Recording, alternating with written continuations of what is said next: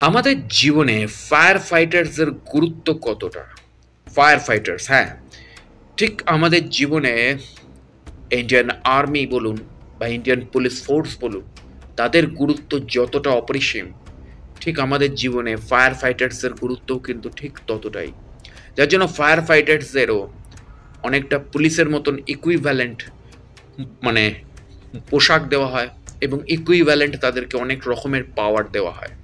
কারণ তারা কিন্তু পুলিশের থেকেও অনেকাংশে বেশি জীবনের ঝুঁকি দিয়ে মানুষের প্রাণ বাঁচায়। আর ঠিক এইখান থেকেই শুরু হচ্ছে অগ্নি সিনেমার প্লট।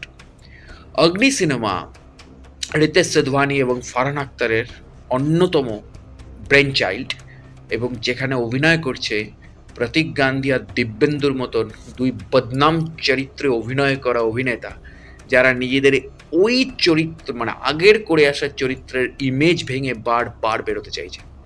এবং এর আগে এরা দুজনে মিলে একটা কমেডি ছবি করেছিল, আমি এই মুহূর্তে নামটা ভুলে যাচ্ছি, সেখানে অবিনাশ তিওয়ারিও ছিল।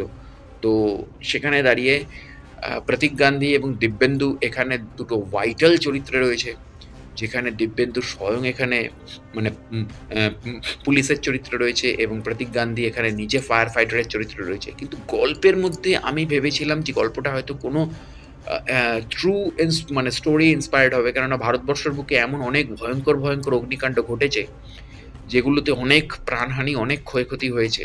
যেমন আমাদের ওয়েস্ট বেঙ্গলেই আমার বারবার মনে পড়ছিল এই ছবিটা দেখতে গিয়ে আমাদের ২০১০ সালে পার্ক স্ট্রিটে যে অগ্নিকাণ্ডটি ঘটেছিল সেই অগ্নিকাণ্ডের কথা, বা ২০১১ সালে আমাদের গড়িয়া অ্যাপেলো হসপিটালে যে অগ্নিকাণ্ডটা ঘটেছিল সেই অগ্নিকাণ্ডের কথা।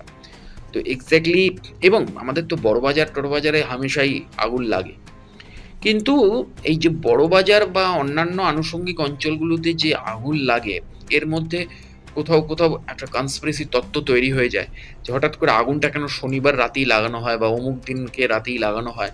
তো ঠিক সেরকমভাবেই কিন্তু এই অগ্নি ছবিতেও কনস্পিরেসি তত্ত্বকে তুলে আনা হয়েছে যে কেউ একজন রিভেঞ্জ নেওয়ার জন্য আগুনগুলো জায়গায় জায়গায় লাগাচ্ছে, এবং সেখানে ফায়ার ফাইটাররা পৌঁছে মানুষকে রেস্কিউ করছে এবং আগুনগুলোকে নেভাচ্ছে।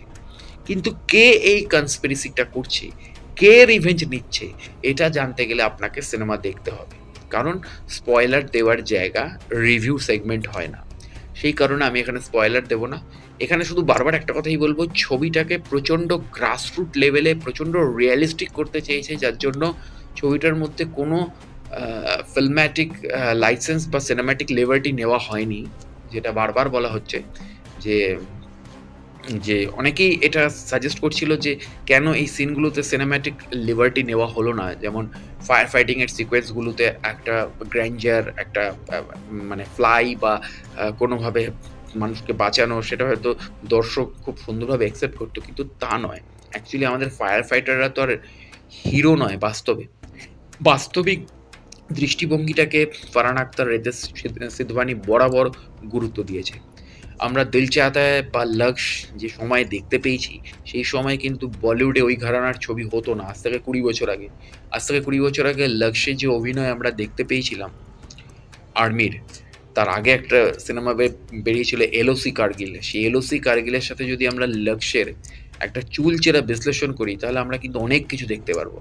যার জন্য এলওসি কার্গিল অত মাল্টি স্টারার ছবি হওয়া সত্ত্বেও যে বিজনেস করেছিল, লক্ষ্য আজও কিন্তু তার থেকে অনেক বেশি গুণ বিজনেস করে গেছে, এবং লক্ষ্য কিছুদিন আগে এই বছরের রিলিজ করেছিল এবং সেখানেও দারুণ বিজনেস করেছে। কারণ রিতেশ সিধওয়ানি বরাবরই, আর রিতেশ সিধওয়ানি এবং ফারহান আখতার দুজনেই বরাবরই রিয়েলিজমের ওপর নজর দিয়েছে। তো অগ্নি ছবিতেও সেই কারণে বারবার তারা রিয়েলিস্টিক বিষয়গুলোকে সামনে নিয়ে আসতে চেয়েছে, যার জন্য ফায়ার ফাইটার্সদের মধ্যে কখনোই ফায়ার রেস্কিউ যে সিনগুলো, সেই সিনের মধ্যে কখনো সিনেম্যাটিক লিবার্টি বা বিশাল গ্র্যান্ডার বা একটা কি বলবো আর কি, মানে একটা ড্রিম সিকোয়েন্স বা ওরকম যে একটা ম্যাসি সিকোয়েন্স বা লার্জার দ্যান লাইফ সিকোয়েন্স, এগুলোকে আনতে চায়নি। সেই কারণেই এটাকে এত রিয়েলিস্টিকভাবে প্রেজেন্ট করা হয়েছে। দেখুন, ভালো লাগবে ছবিটা এবং অনুভব করবেন, কারণ আমাদের দেশে ফায়ার ফাইটার বা ফায়ার ব্রিগেডের কর্মী এদেরকে নিয়ে ছবি হয়ইনি প্রায়, বা হয়ই না। সেখানে দাঁড়িয়ে মানে প্রায় প্রথম বলতে গেলে এরকম ফায়ার ফাইটারদের নিয়ে একটা সিনেমা হলো, এবং যেখানে সিনেমাটা প্রতীক গান্ধী এবং দিব্যেন্দু এবং অবশ্যই মিস্টার যোশী মারাঠা ফিল্মের অন্যতম বড় অভিনেতা গণেশ যোশী, তিনি অভিনয় করছেন এবং তার এবার আস্তে আস্তে বলিউডে আত্মপ্রকাশের সময় হয়ে গেছে এবং তিনি বলিউডে এবার আত্মপ্রকাশ করছেন। তো এক্স্যাক্টলি ছবিটা দেখা উচিত এবং দেখুন। আর অবশ্যই জুড়ে থাকুন আমার চ্যানেলের সাথে। দেখা হচ্ছে পরের ভিডিওতে। নমস্কার।